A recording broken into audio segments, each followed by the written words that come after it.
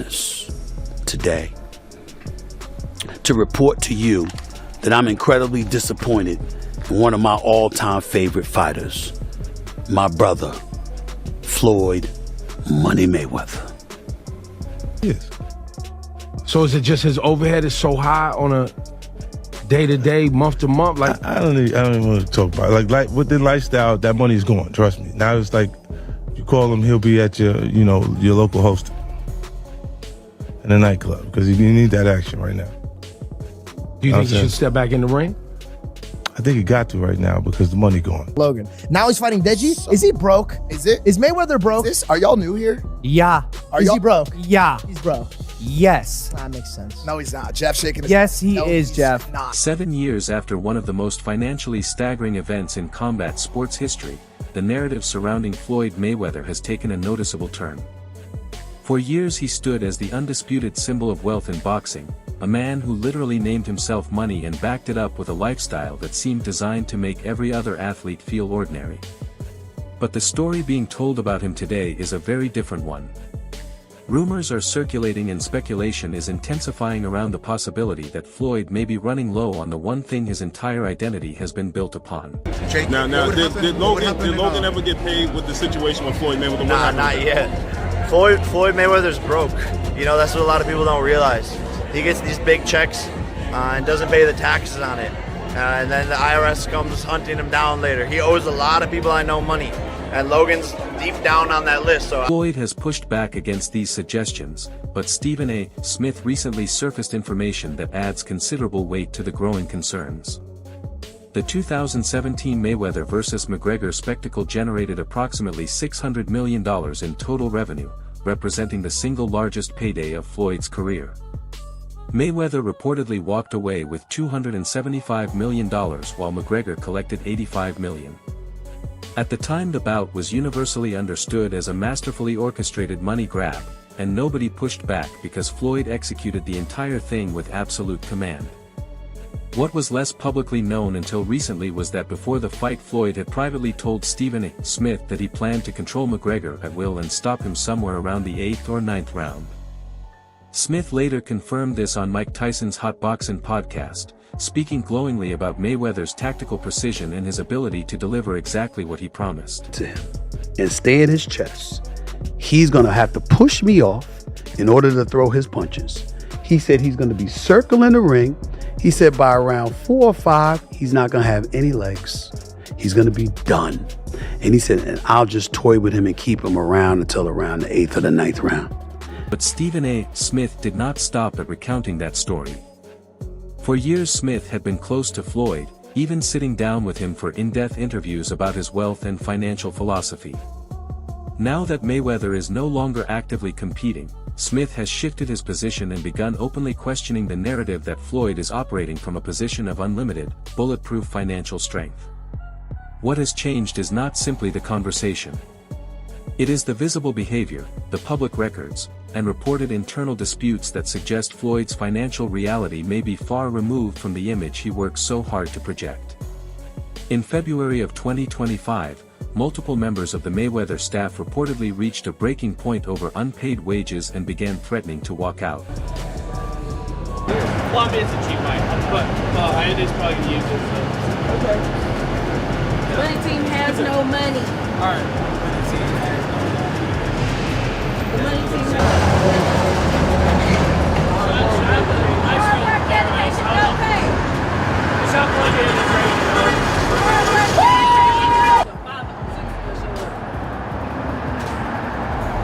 Hard work, dedication, no pay. Personal assistants, gym staff, security personnel, and administrative workers all began voicing complaints, both publicly and through private channels, about delayed payments and unexplained gaps in compensation. This was not a single disgruntled employee making noise. It was a wave of grievances cutting across multiple departments within the Mayweather operation. The timing made everything considerably more damaging. These complaints emerged at virtually the same moment Floyd was publicly spending over $1 million on a private suite for the Super Bowl in Las Vegas. The image of a man who earned over $1 billion across his career being unable to reliably pay the people working directly around him is not just suspicious. It is a direct assault on the brand he has spent decades carefully constructing, a brand built entirely on the premise of outspending everyone in the room. Money made all day. You know, right here, a light million. Over there, counting up another million over there. Walk with me, ladies and gentlemen. Let me take you into my life. The situation looks even more troubling when you step back and examine the pattern Floyd has been following since 2018. The volume of exhibition fights he has taken on since retiring sits well above what you would expect from a boxer of his stature and financial standing. These are not competitive bouts with anything meaningful on the line. They are not legacy-defining moments. They are paydays, pure and straightforward. Floyd has shared a ring with Japanese kickboxers, YouTube personalities, social media entertainers, and obscure fighters in Dubai and London. He has consistently described these arrangements as easy money. But the question that keeps getting harder to ignore is why a man who in 2017 claimed to have $300 million sitting in a single checking account keeps boarding international flights to fight people with no meaningful boxing credentials. Are you holding other fighters accountable, like Floyd, for example? I mean, Floyd doesn't even know his opponent's name, so are you holding him accountable to that? Floyd should still be fighting people that, you know, he at least people that know that his opponent's name and stuff. Are you saying the same thing? Hold on, a couple things. Number one, last time I checked, Floyd retired. These are exhibitions that he had, but I don't even count these. Floyd will tell you that himself. When Floyd, you know, I didn't count Conor McGregor as a boxing match. That was a damn exhibition. I ain't paying no attention to that with Floyd. People with genuine knowledge of the sport are beginning to piece things together. Floyd never pursued the kind of long-term, sustainable investment strategy that has allowed other elite athletes to build financial security that outlasts their competitive careers. He was never associated with long-term asset portfolios, ownership stakes in sports franchises, or infrastructure development. His relationship with money has always been defined by spending. Enormous homes, entire fleets of cars that rarely get driven, jewelry collections worth millions, private jets, and watches that individually cost more than most people's properties. All of it photographed beautifully and fed to his audience. But assets of that nature lose value over time, and simply maintaining them quietly consumes enormous amounts of capital on a continuous basis. Arnold Schwarzenegger, limited edition AP, all factory, 1.8 million right here. The $20 bills section, we like to call this the Andrew Jackson section, but I like to call it wallpaper, 200,000 in 20s. I heard in the song you can get the biggest Chanel bag in the store if you want it. Well, it's the biggest Chanel bag in the world. I got this bag from Karl Lagerfeld. In 2024, Floyd made a point of publicly announcing that he had paid $18 million to the IRS, apparently intending the disclosure to serve as proof that he was still generating serious income. What it actually revealed was something far less flattering. It exposed the absence of any sophisticated financial infrastructure around him. Individuals with genuine billionaire-level wealth rarely face tax bills of that magnitude because they have assembled teams of accountants and legal advisors whose entire purpose is to minimize that exposure through entirely legitimate means. Floyd, by all appearances, is still operating the way he always has. Spend without hesitation, and deal with the consequences afterward. Whether what they got you up under the gun again on $25 million in taxes. Hey man, you know, stuff about to get real for you, Floyd, man, because you already owe Gervonta Davis $33 million that you ain't paid him. Do anybody find it strange that your boy Floyd is on all the IRS money, on Dubai money, on Gervonta Davis money, but yet we have all this stuff, all that flash that y'all see, but y'all realize, man, he get a lot of that stuff. Things only continue to deteriorate from there. In early 2025, Floyd announced that he had made a $42 million investment in a Manhattan skyscraper development. The announcement generated significant media attention, but when journalists and real estate analysts pulled the actual property records, Floyd's name was absent from every ownership and stakeholder document they examined. Industry insiders with direct knowledge of the deal confirmed that Mayweather held at most a minor non-controlling position in the project. Yet the story Floyd told publicly presented him as the owner of the entire development, not as a peripheral participant with a limited stake. All this money made. No partners. All by myself. Over 1,000 apartments. I'm just getting started. This kind of embellishment fits neatly into the image Floyd has been building for the better part of 2 decades, but it is no longer generating admiration. It is generating skepticism. The dynamic has shifted in a meaningful way. When someone repeatedly talks about having more money than anyone could ever need but then has to keep escalating the size of the stunts used to prove it, the performance stops reading as confidence and starts reading as anxiety. Floyd's behavior around his exhibition fights has also taken on a noticeably more erratic quality in recent months. Fights are being announced and assembled with very little runway. I just saw 50 Cent. Like, I totally disagree with you if you think that's a good look. I get what you're saying. I completely get it. Dude, he's one of the greatest of all time. He never lost. He's 50-0. So he's going to do that for a bag, for clout. In March of 2025, a last-minute exhibition was scheduled against an unranked French social media personality in Paris. There was no meaningful promotional campaign behind it. Floyd arrived 2 days before the event, made a minimal number of public appearances, and was on a flight out the morning after the fight concluded. People with knowledge of how the event was put together reported that Floyd pushed to have his full purse paid in cash before the opening bell rang. That is not the behavior of someone operating from a position of financial comfort. That is the behavior of someone managing short-term cash pressure in real time. But you have to stop embarrassing yourself with these exhibitions. I know life is hard, I know life is expensive, but come on dude, put your legacy first. Nobody wants to remember you like this. And it gets worse, your jeweler filed a lawsuit against you in Miami. And many are saying you're gonna have to sell off your assets. Floyd, I'm rooting for you. Come on, let's turn it around. Despite the relentless criticism piling up around him, Floyd has shown absolutely no inclination to dial back his spending. The private jets continue. The daily cash carrying reportedly remains around $100,000. The $1 million watches still appear at casual dinners. But the activity happening behind the public-facing image has intensified noticeably. He has been pushing his Mayweather Boxing Plus Fitness franchise with a new level of urgency, reportedly applying pressure on franchise operators to open new locations and purchase additional merchandise packages.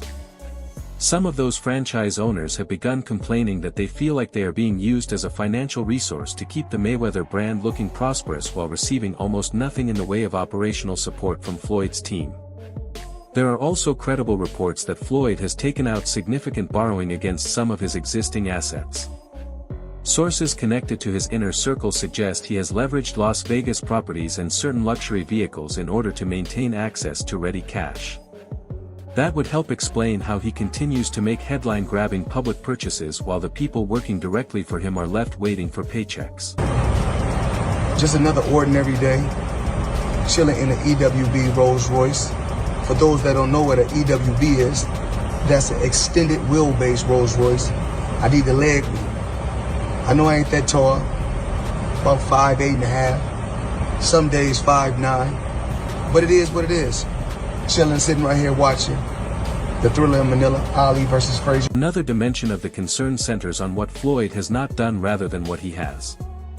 Unlike LeBron James, Magic Johnson, or Shaquille O'Neal, all of whom made deliberate and successful transitions into serious business ownership through investments in sports franchises, restaurant chains, and technology ventures, Floyd has remained almost entirely in the entertainment space.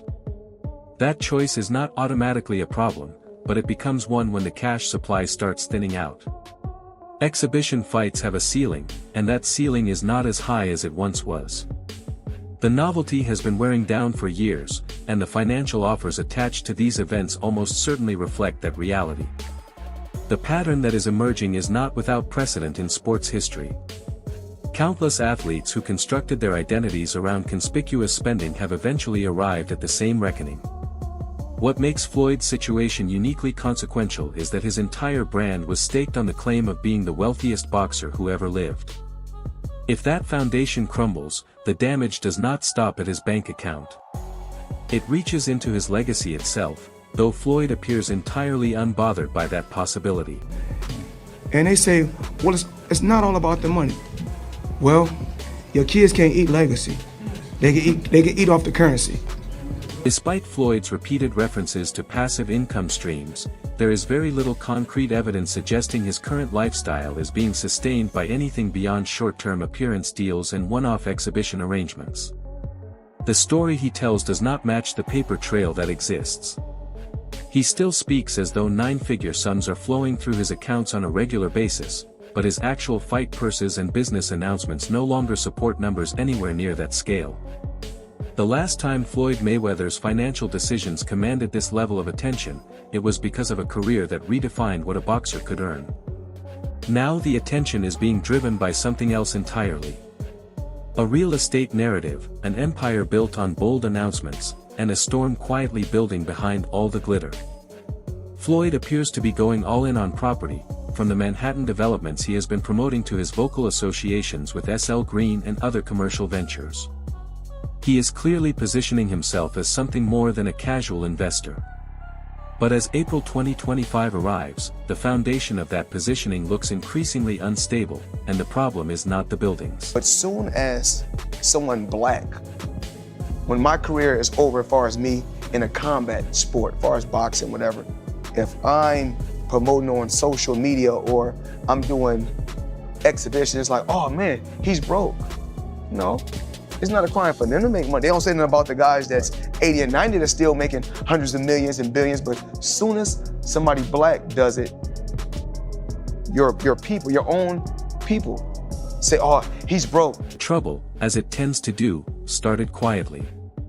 A small gathering of gym employees stood outside a Mayweather boxing and fitness location on Highland Avenue in Los Angeles, holding handwritten signs. The words on those signs were not measured or diplomatic. They conveyed betrayal, financial abandonment, and something far darker. And every word was directed at one of the most recognizable names in the history of combat sports. One sign read that the money team has no money, a phrase that lands like a knockout punch given that Floyd's entire persona rests on the idea of inexhaustible wealth. My job is to help you. Yeah, I'm with Floyd, getting a check. I get a check from Floyd, but I want to push you. Have your own business while you traveling the world with me and we laughing, we kicking and we joking. You got a company where you're making money also. So if something go wrong and you're not with me no more, you don't have nothing bad to say about me because I put you in a position to become an entrepreneur or to become. What made the situation even more unsettling was the ambiguity surrounding Floyd's own awareness of it. One worker stated publicly that staff members had been specifically instructed not to bring the studio closure to Floyd's attention, despite the fact that he had physically walked through that same gym just 2 weeks earlier. He had come in, smiled, taken photos with people, and left. Either he had no idea what was unraveling around him, or he was fully aware and chose to walk away regardless. Both possibilities are deeply uncomfortable. And that uncertainty is where the real debate begins. What I'm doing right now, that's what I do every day. Shop. That ain't nothing like. Couple bucks. Greg, come with me.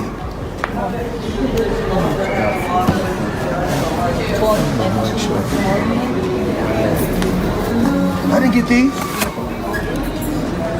Yeah.